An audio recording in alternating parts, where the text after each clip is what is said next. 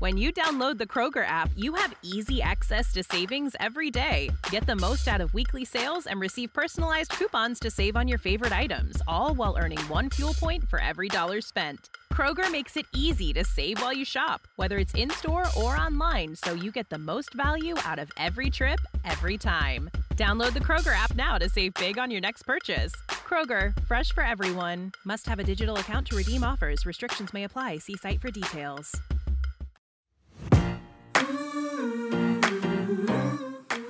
Welcome to Start to Finish Motherhood, a podcast for those thinking or already single mothers by choice, just looking for practical advice for navigating life's relationships. When you decide to have children on your own, it doesn't mean that you're completely alone. I'm Aisha Jenkins, and I'm partnering with you every step of your journey. So, wow, I can't believe we made it to the final episode of season 2. I could not have done it without all of you who listen, follow, and have rated or reviewed the podcast. Thank you so much from the bottom of my heart. So when I sat down to consider season 2 of the podcast, I really wanted to focus on the how question. When I tell people that I'm a single mother by choice, one of the first responses I get is, how are you doing it?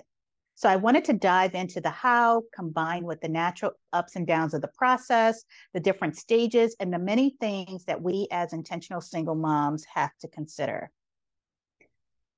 I was where many of you are. I was nervous about this monumental decision. I wasn't sure if I was ready. I didn't know how I would survive a loss if, God forbid, a loss happened.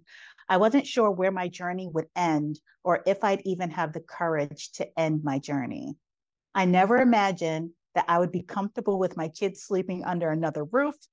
I didn't know where my village would come from. I didn't know if I'd ever date again, but I took the leap and the net appeared. This podcast is not all about me, though I do use my story to support the telling of other people's stories. And as a light at the end of the tunnel, waving at you, those of you moms who are in the trenches, parenting young children, I wanted you to know that this too shall pass. Over the course of the season, I interwove the stories and knowledge of my guests along with my own stories.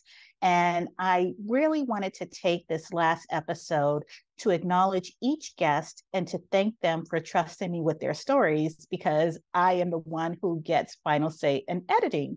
But I also wanted to share some of my favorite moments from their episodes, or just some piece of knowledge that I hope doesn't get lost as you're listening throughout the season. Here we go.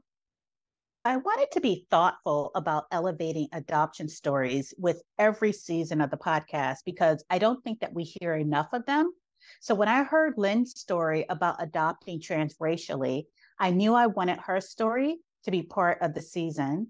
And I especially knew I wanted it to be the season opener, because Lynn's story is a story about unconditional love, and love is what it's all about. Along with Lynn's story, we got into the nitty-gritty of secrecy versus privacy. Privacy is what I advocate for my own children, and this exchange between myself and Lynn aligns well with my approach to teaching my children about telling their conception story. How do you get them to connect with when you feel that enough is enough in terms of sharing, right? So how do you coach them on sharing what you feel comfortable sharing, and that's it? Yeah, it's really just empowering them. And I had to teach this to my older daughter, that you just need to tell them to stop. I told you that I was adopted, and that's all you need to know. It's giving them a couple of like pocket phrases that they have, that they can always use to just shut people down. Not being rude or disrespectful, but that's really none of your business. I said what I said. So are there any tips you would offer for a person considering becoming a single mother by choice, or just some resources around the topic of adoption, parenting, adopting from foster care, raising children in a transracial family? I would say do your due diligence. There are many Facebook groups out there catered towards fostering adoption. And then there's actually many cultural groups out there on Facebook for parents, white or Black, that are parenting children of a different race, where you can come have conversations. Now, a lot of them are very targeted towards helping center the child. So a lot of white voices in those groups may or may not be as receptive to some of the feedback from Blacks that are in those groups, but ultimately it's to help the child. So just do your due diligence. There are some private groups. I am in a private group for Black parents parenting white children specifically, because it's a very niche group of us, right? But I'm not the only one. Thank you, Lynn, for sharing your story with me and with our listeners. So while this podcast is about the single mother by choice lifestyle, it's also about empowering women, and in particular, Black women, to live your best lives now. And however I can support you, it is my honor and it is my pleasure. World, watch us thrive and destroy your little tiny boxes that you try to put us in. And this clip from Rahma and Chris Marsh, who's a professor and author of the Love Jones cohort, we're discussing living one's best child-free life on their own terms. So Chris, can you talk a little bit about the backlash that you've received about your book? Absolutely. And I don't want to say I get hate mail every day, but I get hate mail on a regular basis because people say I'm bad for Black America. And this is why we have absent fathers in the household. I was like, where do I start talking about absentee fathers or anything? I'm so confused. But if you look at the title and it has single in the title, people are automatically thinking, I'm saying, oh, Black women out here, we don't need no man. We could do it on our own. Read the book before you start making those assumptions about how I'm bad for Black America. So I want to be clear before I move one step further. I am all about Black love. I am all about Black marriage, but I am all about healthy marriages and healthy love. I am not going to just blanketly support marriage for the sake of supporting marriages. But here's what I am going to do. I'm going to destigmatize singlehood so you don't end up in oppressive, toxic, unfulfilling, and even abusive relationships because you don't want to hold the title of singlehood. So I get a lot of backlash. People think I'm like, read the book, and then we can have a conversation. I'm trying to have a structural conversation about singlehood. And that's what the book is really trying to do. But unfortunately, people don't read the book, and I get the nasty grams. And it's almost as if people insert themselves into your individual choice. So Rahma, this brings me to you. When you informed your village, your friends, folks in your space that you were choosing to live child-free and happy with that decision, did you get any backlash? I received a ton of backlash, pushback, unnecessary and unasked for feedback. Some of it from within my own family. Just, are you sure you want to give up? Or you don't want to keep trying? And just from my family, it was coming from a good place of me wanting to check and double check and triple and quadruple check that I wasn't going to regret my decision. From some of my friends and others in my circle, it was coming from a place where they just could not comprehend a decision to not live a traditional lifestyle. So they couldn't wrap their minds around like, okay, I'm already single. So it was already hard enough for people to accept that I was pursuing the single mother by choice journey. And then when I decided to walk away from that and just embrace being single and child-free, then it became, I don't even know who you are. I just don't get it. But you've always wanted to be a mom. You've always wanted to be married. Well, I was also a lot younger when we were having those conversations. And I've grown, I've evolved, I've changed, I've been through some things. And I really, really love my life as a single and child-free woman. And I don't feel like I'm missing anything from life. And that, particularly for women, I have found for women who are not thrilled in their marriage or not thrilled with motherhood, is really, really difficult for them to grasp. And so a lot of the pushback, I personally believe, and I have experienced, comes from women, and women in particular, who are not 100% thrilled with their choice. Chris and Rahma, thank you so much for blessing my soul with this much needed conversation. If child-free is your journey and your path, please listen to the podcast. No bibs, burps, bottles, wherever you get your podcasts. Joy, your story stays with me, and your advice is timeless. May we all learn to be our own best advocate and be brave enough to find the supportive professionals who we need to support us on our journey to parenthood. You mentioned a few things that I want to unpack. So the first thing was knowing that adoption was somewhere in your future. Did that make it easier to make the pivot when you had to? Yeah, it made it easier for me. My doctor didn't think it was so easy, which is why she had me sit around and wait for a while. But yeah, it wasn't a hard pivot. It wasn't a hard pivot for me because I was already thinking this is something that I wanted to do, but I still needed to make sure my mind was right about the next decision. Are there any tips and tricks you'd like to share about your experience? I think the biggest thing is just don't take yourself out of the driver's seat. And Joy, I wholeheartedly agree with you. Never, ever, ever take yourself out of the driver's seat. And if you're interested in finding out what Joy has been up to, you can find Joy on Instagram at Peace, Love, and Soul. This is where Joy has a thriving business where she elevates the vibrant jigsaw puzzles of artists in her ecosystem. Nicole, girlfriend, I loved every bit of our conversation over coffee. Your financial advice and your brand story of your firm, Second Story Wealth, it's touching, it's real, and it's as down to earth as you are. And that's why we're friends. Here's my favorite clip from my conversation with Nicole on financial planning for each stage of your single mother by choice journey.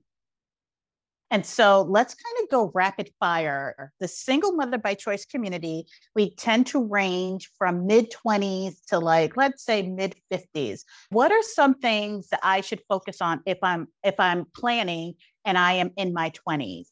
Okay, if you're in your 20s, you want to start early because time is on your side. You have so much more time, so you don't have to save as much if you don't need to because you have more time, right? Stay out of debt because if you can learn that early, you learn that lesson early, it will save you more money over time. And then lastly, if you can avoid any student loans, if you can avoid some of those pitfalls that you can learn from the older generations that are coming, please learn those financial lessons that we are all kind of teaching you. So, and max out your 401k, right? Okay. So those are the things that I would say, right? If you're in your 30s, I would say similarly, time is still on your side, but we still want to try to max out our 401k. We still want to try to make sure that we now have an emergency fund because now we might be buying a house, right? Now it might be a little bit more serious. We might be buying a house. Now we might have kids involved. Now we might be traveling a little bit more. Now we're really kind of in that adulting phase. So it's really more important that we have an emergency fund established because things are going to be coming up a lot more frequently. And now when you're in your 30s, I think you're kind of at that place where it's like, okay, I'm fully an adult. I'm adulting now. And you're starting to realize that I've got big girl bills. So yeah. Are we still in our 30s or did we move to our 40s? No, we're still in our 30s. Okay. And so you want to make sure that you're really careful on the budget, right? That's where it's really, really, really important that we're budgeting really well. And then if you switch to your 40s, it's, if we can, we're going to max out our 401k. Time is still on our side, but now we have a little bit less of it. And so if we can still max out our 401k, max out our HSAs that we talked about, make sure that we're still doing all the things that we talked about before, but we also want to make sure that we're checking in on all of the kind of like insurance items that we didn't talk about before, right? Some of like those long-term care things that we briefly talked about for parents. We want to make sure that we have our estate plans kind of really kind of notched in. So we didn't really kind of get into detail on estate planning. We could talk about that at another time, but you likely at this point in your stage of life have a home, you likely have property, you likely have some ownership in some things. And so it's really important to have an estate plan that's encompassing not only guardianship for the children, but also documents that have your property that's involved. So that might also include trust documents, right? And then lastly, I would just say it's also important that you're investing outside of your 401k. So you should, at this point, have all your student loans behind you. You should have all of your debt behind you, and you should have a fully funded emergency fund, hopefully at this point. And so now we might actually have some additional liquid that we can start to play around with or actually invest. And so maybe now it's a time that we open up that brokerage account. We start to think about what additional ways I can invest. And so maybe there's some opportunity for a brokerage account there as well. So now, as we tiptoe into our 50s, because one of us is going there, and we start thinking about retirement options, like, right, I think retirement age in the US is still 67, right? What if you want to retire early? Things like that. So as we go into our 50s, we still might have younger children. I will probably still have like a 12-year-old and younger, right? So what does that look like? I think it's still really similar to your 40s, right? With the difference of, to your point, is like maybe it is reviewing your Social Security options. Maybe it is thinking about, for some of my clients that are in that stage, it's when is retirement, and is it realistic, and have I saved enough? Do I want to continue to work?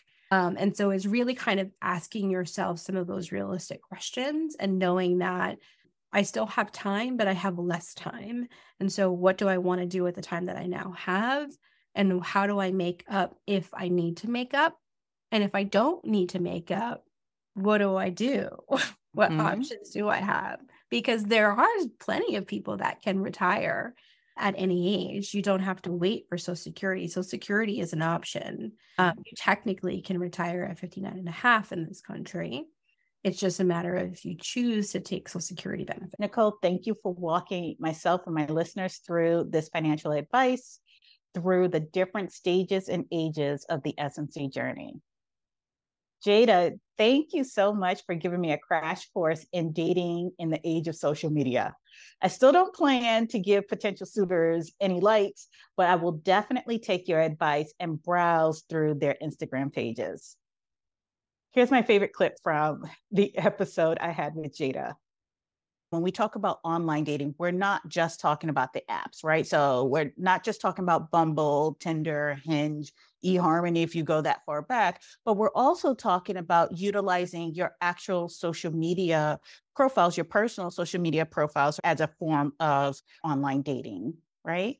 Yeah. So it even goes off those dating apps as well. So I know, like I said, my partner originally reached out to me on Snapchat, and off of Snapchat, it originally started on my school app where I actually posted something, and he had seen my photo and recognized me and got my Snapchat off of there. So even when you're scrolling on your school app asking for textbooks, that could potentially be a profile as well. But I think that a lot of the times we see that sometimes people don't necessarily have luck with the dating apps. Like I have, maybe sometimes they find certain apps might have certain reputations. I know Tinder, for example, has more of a reputation to be a hookup app as opposed to a serious relationship. So I think sometimes Instagram, especially because you can see what a person's posts might convey about them, what interests they might have, where they like to go, things like that. And then you can also see their photos, so you can see if they would even be of interest. So I think nowadays our profiles, whether it be on Facebook, Instagram, etc., they are all kind of tools for somebody to get to know us, which of course can be a good and bad thing. So I do want to come back to the good and the bad thing, because it gives kind of stalker vibes to me when I think, but it could just be because of the era that I come from. I have seen some dating profiles on the different apps. So on Bumble, on Hinge, where people will say, here's my Spotify list, here's my Instagram handle. Is that really like a thing?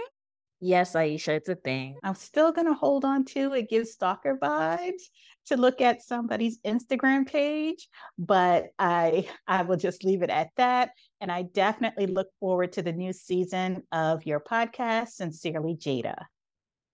Bertha, thank you so much for explaining to myself and the listeners about functional medicine, what it is, and the role that it plays in the hormone regulated systems, and really on your entire body, actually.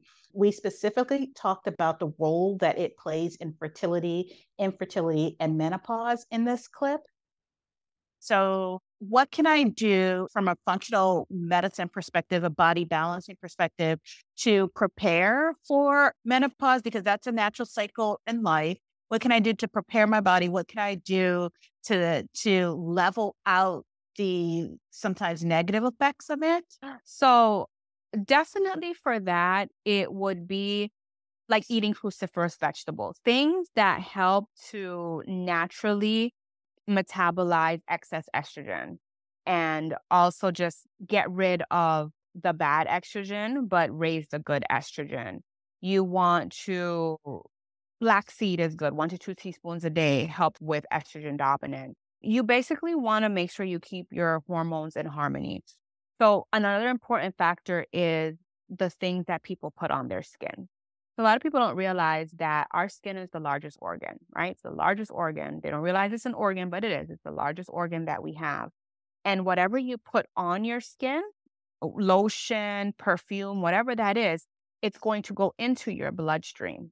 Now, the products that you put on your skin, make sure that there are products that are not endocrine disruptors. And this is where a lot of Black women get dinged. When I explain this to them, it's a very hard concept for them to understand. When I say that Victoria's Secret or that Bath and Body Works spray, or, that perfume collection that you have, or those body washes that you're wearing, and, so the individual product is not harmful in terms of like the carcinogenic that are in there. It's not going to cause you cancer, but the accumulation of the amount of products that you put on your skin on a daily basis times 40 years, 20 years, 30 years, that's where that stuff happens. So you hear of people, they're like, that person never even smoked. They didn't do this. They didn't do that. And I'm like, but did they hold a grudge? Were they angry? What products did they use on their skin? There's so much more to cancer, infertility than just cigarette smoke. Right. There's these products that are endocrine disruptors. I mean, what is that product that they use on the grass or for fertilizer? Oh my goodness. Insecticides. It's a type of pesticide that they use on the outside. I cannot remember the name. Not Miracle-Gro. No, but it is such a terrible endocrine disruptor. It is awful. And so even stuff like that, having your hands touch it, being around it, that the chemicals that then you also use to clean your house, a lot of them have endocrine disruptors. So let me explain what I mean when I say endocrine disruptors. All that means in real simple layman terms is that when that product gets into your bloodstream, your body doesn't know that it's not estrogen or it's not that. And so it's an estrogen mimicker. It's acting like estrogen. And so the body is taking it as estrogen and it treats it as estrogen. And so that creates an estrogen dominance on your body. And then once one hormone begins to get disrupted, it's a domino effect. I like to tell people hormones are like catty women. Like when one of them starts, they all start. Every single last one of them are like, well, if you're not doing what you're supposed to, I don't have to do what I'm supposed to. And it's just a domino effect. And I will tell you, because of you, I radically changed the products that I use on myself and the products that I use on my children. Knowledge is power. So thank you. For any of the listeners out there who are looking for more knowledge on functional medicine, you can find Bertha on Instagram at Optimal Healing for You. That's the number 4 and the letter U. Renita, Dr. White, thank you so much for joining me on the podcast. We talked about health maintenance at the different ages of your life. So here's my favorite clip, and I think one of the most informative clips about the different health maintenance doctor's appointments that should not be missed. So can we go through some of the health maintenance appointments that are critical just for sustaining just good general health? Absolutely. And I love that you're on top of this because sometimes it can be hard to make your doctor's appointments. I mean, I used to be embarrassed to say this, but I'm not anymore because this is reality. Many of my peers, when we're in residency and medical school, working to provide the best care for others, we're so busy, we don't even get our own healthcare stuff taken care of. But this is the best medicine, is prevention. It's not surprising that you said you didn't know that you were so close to diabetes and you didn't have those symptoms, because many times you don't have symptoms until it does get into full-blown diabetes or it gets worse. We call hypertension or high blood pressure the silent killer, because you can live with it with super high levels of blood pressure and not know it until your kidneys are already making changes that could be harmful. Your heart's making changes. So that's where preventive medicine comes in. The good news is these things are covered once a year by your private and public insurance. So you should be able to see your doctor once a year, and your primary doctor and your gynecologist once a year, to get evaluated just for general routine care. So what does that look like? First of all, a lot of these appointments should be a lot of talking in the beginning, just getting to know what's going on with your medical history. As you talked about, you picked up some information about colon cancer and finding out what may be going on in your family's health that could impact you. So that can be a starting point to figuring out what things we need to keep a closer eye on as things are going down the line. In these appointments, checking your blood pressure, every visit, checking your vitals. The whole point of that is to see, are we seeing a rise over the course of each year that you come in? You may not be diagnosed with high blood pressure yet, but if you've got mom, dad, sister who's got it, then your doctor should be keeping an eye to see, what's this trend looking like? What's your diet looking like? So we can make sure nothing's heading in that direction. Then there's certain tests we talk about. So you really touched on a lot of them. Some of them are blood tests. So diabetes is tested by the A1C. So your doctor's going to look at different things that can look at your liver and kidney function, can look to make sure you're not super anemic or having a low blood count, which can make you dizzy or lightheaded. So those are general things just to see that everything's ticking the way it's supposed to. And then there's certain kind of tests that you do depending on your age. So kind of thinking from younger age to older age, when you're somebody who's 21 or older, for a woman or person with a uterus, that's when we're going to start your pap smears, which is how you screen for cervical cancer.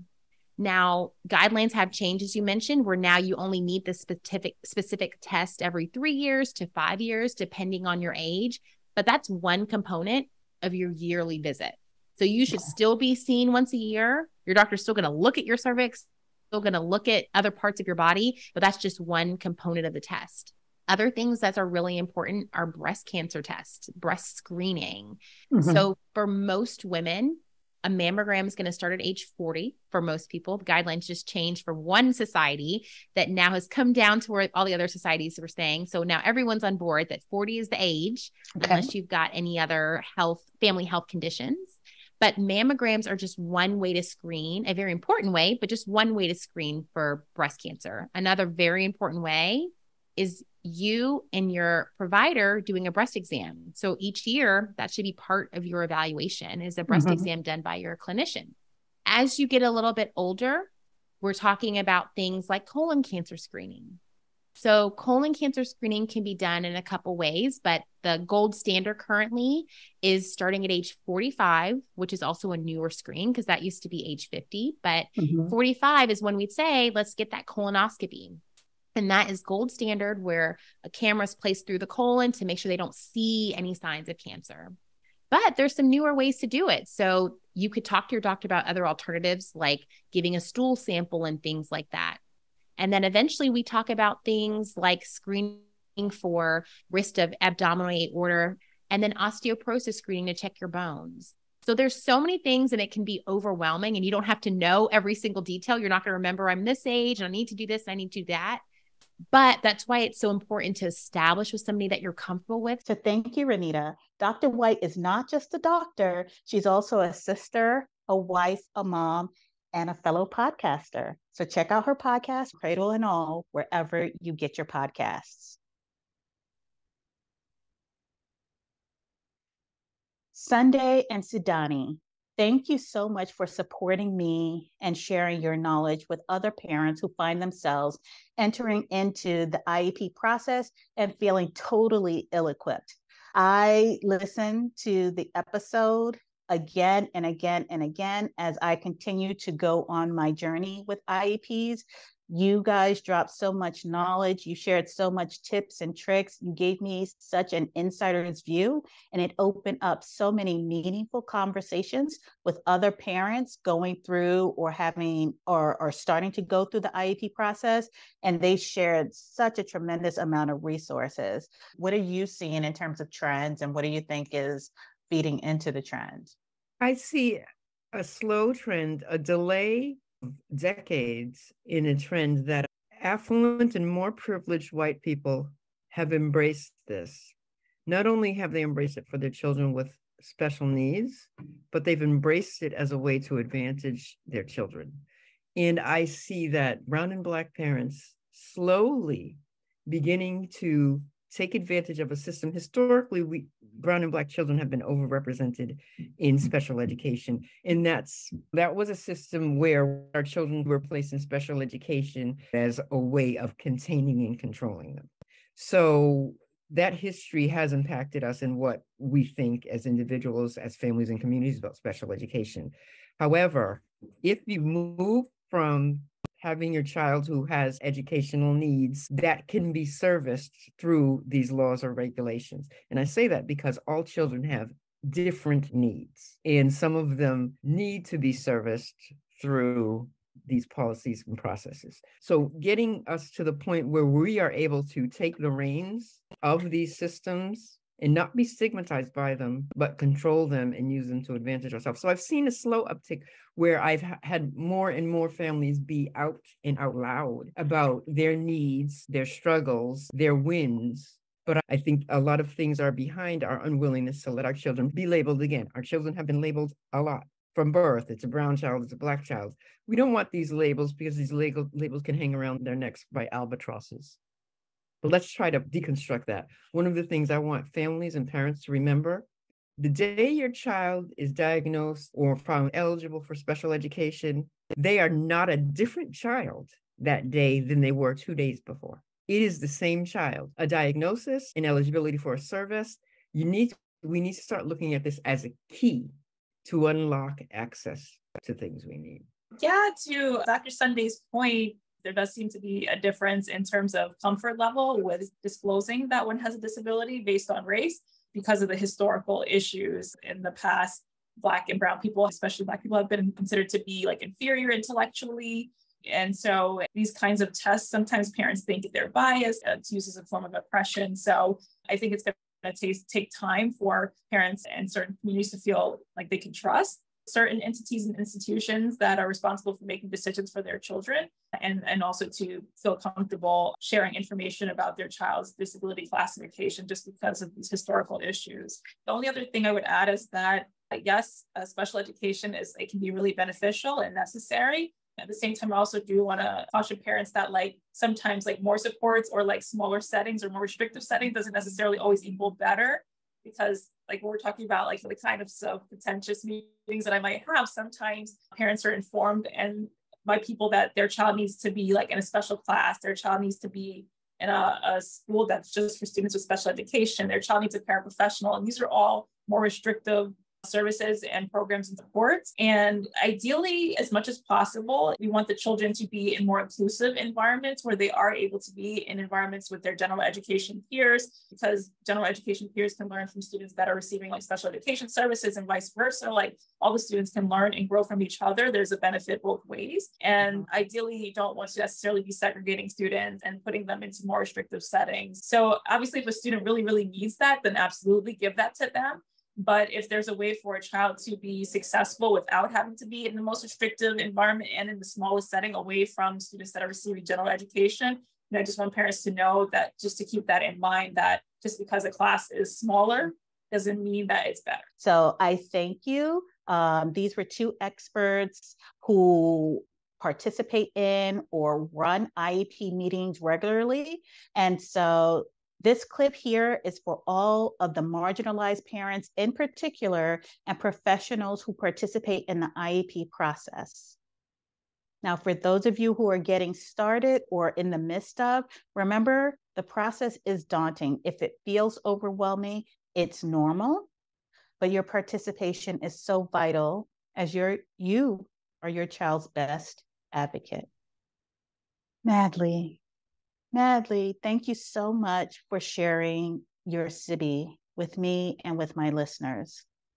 For those of you who might find yourselves supporting a friend or a loved one through the loss of a child, here's some advice from my friend. So, what advice would you give for someone who is walking beside someone who's grieving the loss of a child? For people who are grieving the loss, I might say, or even people who are just watching, I mean, it's a pain you really can't imagine. It's completely okay not to be okay, and not to minimize what you're experiencing if you're that person. I mean, it's horrible. And don't let other people let you feel that it's not. It's traumatic. It's a big deal. Like, you deserve time off and you deserve the best support. And it's really physical. So, that's what I would tell a person in that situation. I might recommend to them to go and find a bereavement group that's local. Those were really important to me. Maybe find a therapist or online group. I had somebody phone me too at one point, monthly to check in. Yeah, so don't hesitate to reach out. And as for the people who are out there listening, I would say, who, don't know any about this group, I might say, something like, don't dismiss it. Don't gloss over it. It is a big deal. And try to give the person like an opening to talk about it. And instead of dismissing it like, oh, that must be tough. Or like, that's really, yeah. Maybe giving them opening, like, how do you feel? Do you feel like talking about it? Or, okay, if you're even, more of the huggy person, maybe do you want a hug? Or do you just want me to sit there with you? I think some people don't know what to say, or I think they won't be able to deal with the person's emotions, that it's some kind of contagious thing. But it's not. It's not contagious. It won't overwhelm you. And you don't need to fix it. I think people feel like they can't intervene because they can't fix this problem, right? But really, just listening gives people the opportunity to be real, to like acknowledge it happened just for a second, and that's really, really healing, right? It helps people feel less human, and helps you feel like your baby is human, like that Sibby's human, that she was there, she's important. It makes you feel connected with people, and it makes you feel like the life and the personhood of that child, of Sibby's, really matters. That it's not just something that was a blip or just a stillbirth. Well, Madly, thank you. Thank you. And thank you for giving me the opportunity to talk about Sibby like you did right now. I mean, I know we've talked about this for a while, and I know it's taken me a while to come and talk about it. It's a hard topic, right? But I really appreciate you giving me this space and giving Sibby this way to maybe even just make it easier for one person that will make her life matter. Now I want to just take a moment of silence and hold space for all the parents who have lost children. It changes you.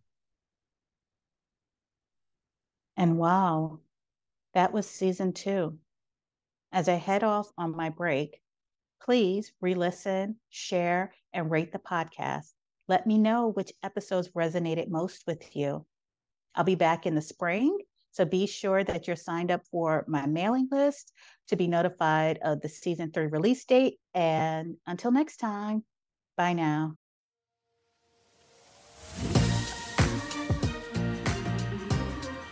Thanks for listening to Start to Finish Motherhood with Aisha. If you want to keep the conversation going, follow Start to Finish Motherhood on Instagram, or email me at aisha@starttofinishmotherhood.com.